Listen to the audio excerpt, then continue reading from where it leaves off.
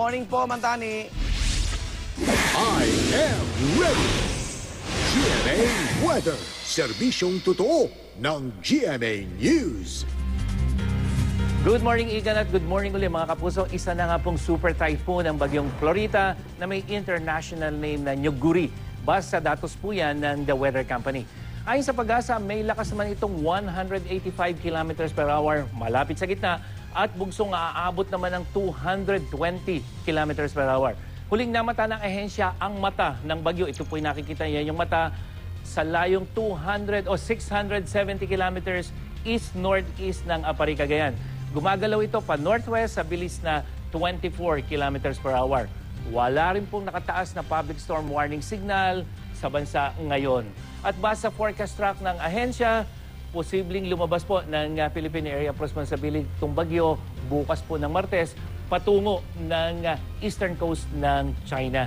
At makikita naman sa forecast track ng The Weather Company na hindi magla-landfall sa bansa yung bagyo kung hindi po magbabago ang galaw nito. Pero mga kapuso, manatili pa rin I am ready. Pinalalakas kasi ng bagyong Florita ang hanging habagat na siya naman magpapaulan dyan sa may Western Visayas, Southern Luzon, yung po yung Mimaropa, kasama na ang Metro Manila. Dapat laging I am ready, lalo na po ngayong National Disaster Consciousness Month. Naglabas ang pag-asa ng gale warning para naman po sa eastern seaboard ng Luzon at sa lahat ng seaboards ng Visayas. Pinapayuhan ng maliliit na sakyang pandagat na iwasan mo na maglayag sa bahaging yan po ng karagatan. Inaasahan kasi nga abot sa 4.5 meters ang taas ng alon dyan. Yung pong 4.5, katumbas yan ng halos 2 palapag na gusali. Yan po yung alon. At ngayong araw, asahan na minsanang malalakas na pagulan sa kanlurang bahagi ng Luzon, base naman sa datos ng The Weather Company.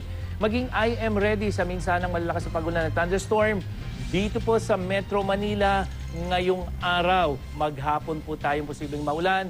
Asahan naman na magiging maulan sa Metro Manila simula yan bukas hanggang sa araw ng Biyernes.